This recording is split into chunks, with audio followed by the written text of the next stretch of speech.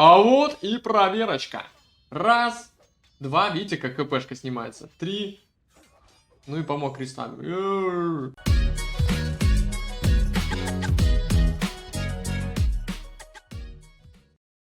Продолжим смотреть турнир Антимета 2.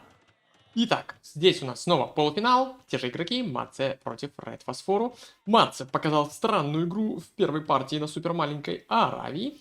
Да, и в среднем у него вообще рейтинг пониже, чем у Red Фосфору на 200. В общем, не понять, что он тут пока что забыл. Но будем смотреть. А насколько я знаю, на этом турнире игроки берут нации, какие просто захотят. Карты здесь абсолютно понятия не имею, как именно выбирались. Но, что самое интересное, что игроки здесь, они специально не играют на... Ну, как бы, они-то играют на победу, но они специально играют трэшово. Ну, или, ну, специально игроки такие, они, в принципе, играют трэшово. Они, наверное, могут играть нормально, но делать они этого, конечно же, не будут. Поэтому у нас стандартный хайдаут. Наверное, вначале мы можем даже немножечко промотать, но давайте немного по раскладам. Фосфор начинает справа на красном цвете. И здесь у него что на хайдауте? Армяне. Армяне неожиданный пик, как будто бы. На самом деле, что у нас здесь? Водички нету, бонусов на водичку нет. Разве что есть на монахов. Но здесь испанцы, более классический пик. Пик. Давайте посмотрим. Расстояние между игроками такое небольшое. И здесь, в принципе, будут все бои, возможно, и происходить. Проходик, ну, такой обычный. Ну, заводить его будет сложновато здесь, в принципе, мне кажется. Так, ну что, остался один рогатый, который пока про запас. По классике у нас здесь одно золото, один камень внутри хайдаута находится, укрытие. Да, но здесь на самом деле, если Матце пойдет пушить, если он умудрится как-то сюда замок поставить, то, знаете ли что, будет печально. Здесь сверху есть вот такие вот ресурсы, но на самом деле, в общем, тяжело будет, но я вижу так, что в целом ресурсы рассредоточены равномерно, и равномерно, я бы сказал. Поэтому, потому что частенько бывает, что на третьей карте вообще ничего нет, кроме, блин, вот этих товарищей жирных. Да, ни золота, ни камня. Бывает, ищешь, и ничего нема. Хорошо, погнали, наверное, промотаем начало. Так. Кстати, с Матцем мне доводилось играть несколько раз, и что-то там по-разному заканчивалось все всегда. Мне казалось, что даже последний раз, может, я его и 2-1 и выиграл, но это не точно. А вот с Фосфором я ни разу не играл. Угу. Честно говоря, даже не знаю, насколько Фосфор давно играет. Я думаю, не очень давно он на самом деле, ребята, играет. Так, смотря по каким меркам мерить. Ну, не помню, чтобы он 5 лет назад, допустим, играл в эпоху. Так что парень такой. Прогрессивный. Забавно у него туда мулкарт стоит, в принципе, армянский. Ну, что из интересного? Из интересного это казарма. Так. И специально Матце здесь как бы отманивает скаута подальше. Здесь переход 19-й. Какой-то феодал планируется от Фосфора. Хотя сейчас Фосфор любитель фасткаслов и 19-й переход замутит так, что окажется в замковой. Не удивлюсь. Не удивлюсь. Ну, в принципе, на высоком уровне имеет смысл делать не прямой фасткасл, когда ты сразу можешь поставить 2 здания и перейти, да? То есть довольно поздняя замковая феодальная эпоха, там, допустим, 23-25. И потом переход сразу уже в замки, соответственно. А немножко пораньше сделать, чтобы у тебя было время на реакцию, чтобы посмотреть, что делает враг, чтобы твой скаут стал сильнее, больше видел, стенки посильнее, домики посильнее, и, возможно, сделать вышку и каменные стены. То есть так, этапнуться 20, посмотреть, поглядеть и фаст касл. Но здесь Матце идет наказывать любые фасткаслы. 3 меча, 4 пастуха, собственно. И здесь забавный момент, да, Фосфор апается раньше и смог за счет этого убить скаута. Хорошо, Матце еще только готовится. Кстати, а крестьяне без лума идут? Да, и здесь, конечно, Фосфорчик замечает. А крестьяне, ну куда крестьяне денутся? Что, разворачиваются, что ли? Да, погнали. Испанцы быстрее строят здания аж на 30%. И понимаем, что здесь все ресурсы на форварде, об этом Матце не знал. Но поглядите, что он делает. 3 апгрейда, каждый, кстати, хватило на все 3 апгрейда, красавчик. Каждый апгрейд дает, что? 20 золотых. Опа, 60 золота, красиво. 60 золота как можно использовать? Никак. Просто 60 золотых, в принципе. Даже если ты хочешь стрелу прокачать, она у испанца все равно не стоит. Только еду стоит. Этот, может, стенка, может, в другую сторону пошел. Честно говоря, не знаю. Вот это вот мув совсем уже антимета называется, действительно. Так, ну... Забавно. Не, действительно, что происходит? Так, а здесь, кстати, смотрите, да? Фосфор апается. Честно говоря, я немного пропустил. А как? Ну как он апнулся? Ну, с рынком, что уж тут. Как он апнулся? То есть, действительно, вот он приходил, и он смог накопить 665 еды, но он не качал просто ни камень, ни золото, да, соответственно, просто обычная продажа камня, и еды хватило руками, все сам добыл, красавчик, один вулкард, ничего лишнего, то есть, действительно, 20 секунд айдла, и он уже в замке бежит. Ну, это даже не до 14 минуты, это до 13 минуты фасткасл. Так, соответственно, Маца не тратился здесь на вышку, да, а делает уже сразу сюда. Но мы понимаем, что против цып с мулкартами, да, эта тема такая. Взял, отодвинул мулкарты, все. Ну вот это забавно. Ну я понимаю, что делает фосфор, скорее всего. На таком раннем тайминге ты можешь себе позволить, наверное, только церковь, либо, конечно, осадку. Не, ну это какой-то прикол, честно говоря. То есть Маца... Не, Маца тоже, конечно, все понимает. Тут забавный момент. У него здесь вообще... Он мельницу сделал. Видишь, что кустов еще много, почему бы не сделать мельницу? Здесь чувак заваливается. Лум есть. Кстати, а ведь у Маца нету до сих пор лума, да? Ха, нету. А это он пошел, чтобы закрыть проходы, потому что он понимает, что Red Phosphor делает фаскасл. Но Red Phosphor, смотрите, что сотворил, да? Он не сюда пошел, как ожидал Маца. Он пошел... Хитро, блин, пошел.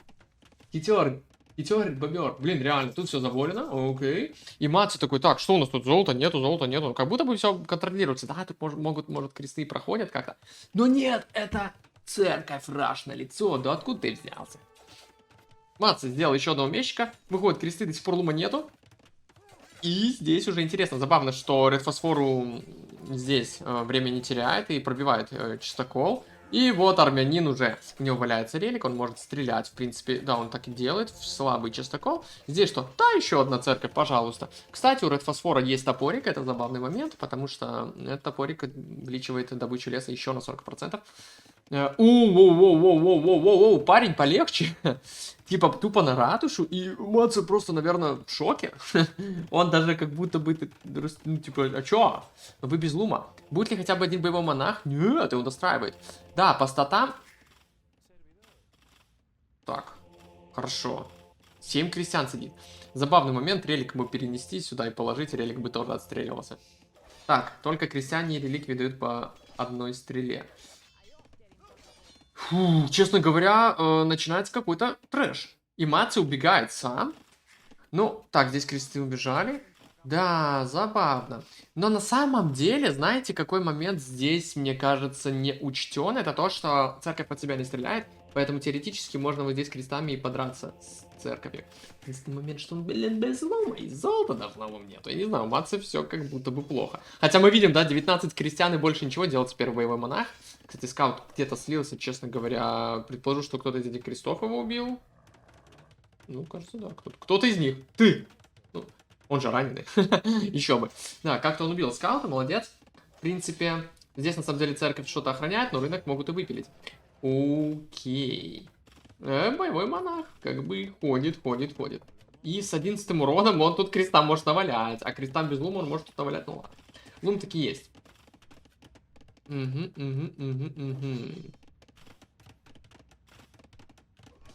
А я не совсем понял, как он лум прокачал. А вы мне объясните.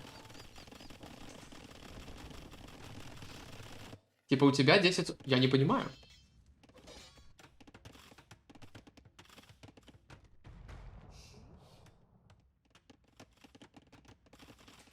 Лум давно был в заказе здесь. Лум давно был в заказе. Все, ладно, понял, извините. Там же было 60 золота, мы помним. И 50 золота он потратил, как раз еще опять 20 вернулось с кэшбэком. Да, понятно, еще одна церковь. Ну что, ливай? Ну, половина экономики Маца ливнула, действительно, он делает крестьян, но здесь не получается так нормально. Но он и не перестреливается, как бы и не хочет Маца. Тогда непонятно. Фосфор начинает строить какие-то рандомные вещи уже абсолютно, я уже вообще не понимаю, что происходит. Боевой монах просто на пофиг. Он видит, что крестьяне отказываются садиться. Погнали вперед. Так, и что здесь, Маце? Рынок, всеми крестами под боевыми монахами, какие-то дома. Да, он что-то типа отзонивает, но ратуши даже не стреляет. Так, извиняюсь. Кусты заканчиваются, тут рынок сносится. Пытается чинить ратушу, но лес экстренно заканчивается. Но Маца не может перейти в следующую эпоху, несмотря на преимущество по крестьянам, да? И почему-то он отказывается перестреливаться с этой церковью. Так, а вот этот мужик? Ой-ой-ой, он же мог бы тут заблочить проход, но он, кажется, не успевает. На антимета. Везде эти каменные стены. Вообще, это очень странно выглядит. Типа, даже уже мне непонятно, как так вышло вообще. Так. Слишком смелый мужик здесь оказался. Два боевых монаха, на самом деле, все. Так, здесь... шпион, вспоминаю игру Даника. Да, ту самую игру Даника. Ай-яй-яй, но замечают таких шпионов здесь и хавают. Крестьянка, кстати, вышла снаружи, здесь какой-то туалик. Забавно. Ну и что теперь? Now what? Мечники пытаются тут выбраться здесь, анимация уже сам недоволен, блин. Уходит просто отовсюду. Церкви решают, боевые монахи очень дешевые. Тоже, в принципе... Серьезно, Маце просто занимает верхний угол камнем, да? Ну, у него он здесь камень качает. Здесь есть камень, но золото... Можно здесь попытаться остаться, но это ненадолго. Фосфор ни одного релика пока что до сих пор не собрал, только вот его первый стартовый. Так, а здесь Вышенский, как будто бы неплохой все равно. Ну, на много ферм, на ресурсы, как будто бы неплохой. Единственное, что не прикрывается вот этой вышечкой. Злые мечники охотятся на дрова. Слушайте, ну, Маце... Нет, ратуши. Как бы, да, во-первых. Ну, классическая ситуация. У Маце нет ратуши, у Фосфора... Фосфор не особо парится по поводу делания крестов, да. Ну, вот он заказывает боевых монахов. Опа, ну и здесь и еще одна церковь. Это уже, по-моему, 4-я, да? Нет, это уже 5-я церковь на карте. А здесь, наконец-то, ратуша. Ну, все-таки испанцы быстрее строят или нет? А почему мы не садимся в вышку, не расстреливаем этих крестов? Ладно, не фартануло, как говорится. Ну, какие кудесники. Маце понял, что здесь можно так сделать. Он может, мне кажется, попытаться крестами ломать церковь, но, наверное, ратуша перекрывает это. Релик надо заволить, дружище. Ну или золото добывать. Как же он активно волится, Маце. Но Маце знает, что Фосфор играет без экономики. А вот и проверочка. Раз, два, видите, как КПшка снимается. 3. Ну и помог крестами. Вот этот, блин, мощь. Просто мощно. Сильно. Оперативно. Фосфор увидел здесь стены. Мулкарт присобачил. Что у него еще, в принципе, есть? Тут можно домы менять. Так, ну Маце снова занимается экономикой. Но выглядит это очень крипово. О май гад. Серьезно, это уже похоже на какую-то херобору низкого рейтинга. Он пытается здесь сделать стенки. Успеет? Блин, церковь очень быстро строится, честно говоря. Один житель 40, что ли. Боевые монахи могут сесть в церковь, но не будут они давать дополнительных стрел. Red Фосфор делает еще одну. Помогает ему топорик, я уверен. Так, здесь кресты убежали, но охота за ними, и не думаю, что они тут смогут как-то выжить. И еще минус товарищи. Это уже, если они умрут, будет минус 10 товарищей. Зато Маце делает экономику. Так, здесь какая экономика? Немного ферм. Немного всего. Не добывают. А, он его кусты зажрал. Фосфор хорош. Типа, окей, понял, чел. Думаешь, я твои кусты не сожру? Я тоже сожру. Боже, что происходит? Он просто... Ну, это типа против замка, либо что? Просто какие-то здания, чтобы он ничего не мог выйти поставить так нормально, да? Он все равно может выйти поставить замок Маце, если, конечно, он был в той эпохе. Так, а здесь у нас кузница. Наверное, все-таки переход готовится. Но сейчас у Маце уже такие проблемки. Крестьян не сильно больше, и к моменту перехода их уже будет, по идее, меньше. Все, уже аж минус 12 крестьян. Так, честно говоря... вот 3 креста, куда уж. То есть, мужик, ты нашел это золото и такой... А, не, вот это. Ну, серьезно, типа... логика такая, что он думал, что тут точно придет за реликом мужик и спалит его. Но в итоге он спалит его здесь. А, кстати, он не видит это. Как раз, ну, фосфор бы мог искать, да, но он этого не видит. Здесь квикволы. Забавно. Ну, кажется, я понял мысль Матса, но такое. Так, посмотрите на миникарту, что происходит, собственно говоря. Ладно, Матса здесь, грубо говоря, вообще у него больше добытых ресурсов, да, несмотря на какие-то реликвии там. У него неплохая экономика, на самом деле, здесь. И 3 на золоте это хоть что-то. Так, еще релик. Ну, понятненько. Вопрос в чем? Здесь камня может и немного, хотя и немало, да, но вот здесь... Так, ну, таранчики делаются. Отменилась штучка. Ну, и мы понимаем, что не в замковой эпохе до сих пор мат, соответственно, его стенки очень-очень слабые. Хорошо, немножечко промотаем. Да, нажал замки. И 14 на камне. Понимаем, понимаем. Но камень тут скоро закончится. Вроде еще одного кусочка нету. Решил заняться вышкой, почему бы и нет. У жителей бонус по вышкам. Так, тут Манганель, она аккуратно стреляет. Нефтарана немножко позади. Тут супер грамотно фосфор разваливает. Еще и помогает. Видите, как концентрированно бьет в тот тайл. Сейчас главное... Оп-оп. Отлично. Отлично, отлично, отлично. Угу. Боевых монахов всего 4. Апгрейдов мы почти не видим. Так, тут стрела, много леса у Матсы. У Матсы... Резко закончится камень. Здесь чувачки работают. А нет, они убежали теперь на камень сюда. Ну понятно, игра в конкистадоров наше все. Так, хорошо, в итоге на 3 жителя осталось. Сразу церковь, не думая даже особо. Red Фосфор делает. Ну, лучше было бы, конечно же, на холмике сделать. Это преимущество церкви, да, вы можете ее на холмик поставить, в отличие от той же ратуши. Ну и плюс, как бы, церковь занимает меньше места, 3 на 3. Ратуша 4 на 4. Я не понимаю, что делать. Ну, на самом деле, да, что тут у него? Фермы уже отбиты, ТЦ, который ничего не охраняет, камня нет. Надо убегать на свои ресурсы, как будто и ставить замок сюда. О май гад. Так, здесь кузница. Почему никто не работает? ТЦ. Мулкар такой, смотри, ТЦ. Какой что? Кому? 612 камней, как раз здесь 3 мужичка. Ну, не совсем мужичка, да. Подумайте сами, Red Фосфор изнутри базы Матса не дает ему зайти. Ну, это смешно, конечно. Так, это не работает. Но прикольно, что он пытается. Стены. Оп. И... Да, действительно, сюда пошел замок. Какой-то максимальный кринж, честно говоря. Сюда идет осадка. Правда, проблема в том, что 3 манганели едут. Спанцы строят дико быстро. На одну манганель Матса выторговывают ресурсы, да. Есть у него рынок. Здесь чуваки работают. Здесь частоколы. Оу, щит! Да, чел. Сейчас я убью всех. Неплохо. 2 своих. Friendly Fire, как говорится. Redemption. Кстати, ну, боевые монахи, они вообще не могут конвертить, правильно? Они могут только лечить. Что такое? Так, конкистадоры у нас в заказе. Правда, опять нету Матса экономики. Ну ладно, есть золото. Можно вернуться, в принципе, на ферму. Он делает новое. И здесь все зависит от этой манга. Он еще одного убил, да, себе? Не-не-не. Здесь вышла катапульта. Хорошо. Но сможет ли она отменить церковь? Боюсь, что нет. Она очень быстро строится, тоже в отличие от ратуши. И все. До свидания, отходим. Хорошо. Единственное, что да, церковь она не достреливает до манганельки с максимального расстояния. Какая красивая миникарта. Просто какой-то хаос. Никаких правил, каких-то паттернов, законов. Просто это, как называется, это искусство. Миникарта в эпохе это искусство иногда. Даже в дуэли бывает. Не обязательно 4 на 4. Угу. Так, ну здесь пошли апы на монахов, соответственно. Здесь делается монах. Ой-ой-ой, выжил. Выжил. Так, а конкистадоры у нас что? Стоят, курят в сторонке, как говорится.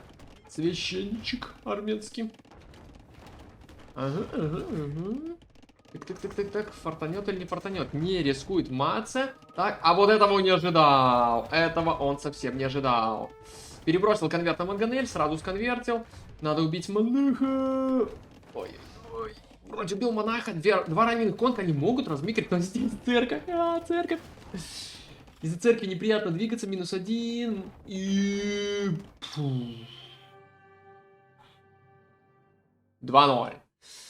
Вторую игру забирает фосфор. Блин, ну тут классно он расконтролил. Церковь помогает. Боже, армянин вообще не мусор. Абсолютный какой-то хавушек. Какой же фасткаст фосфор тут делал? 19 плюс 2. Просто спокойно вообще не парился. За счет чего сложно объяснить? Да за счет того, что он даже просто вот, он же в абсолютном количестве съел еды столько, ну, сколько было, вся свободную еду он съел, да, ну, не успел сожрать все ягоды, да, и сделал мало крестьян, вот оно откуда. И не добывал ничего лишнего, не делал лишних мулкарт. Один мулкарт всего, который супер дешевый, почти, считаем, ничего не стоит, да, лишних домиков не делал, просто ничего лишнего. Рынок, кузница, продал камень, мы в переходе, отлично. Ему на топор спокойно хватило. То есть здесь и просто максимально агрессивно зарашил, этот мув сработал.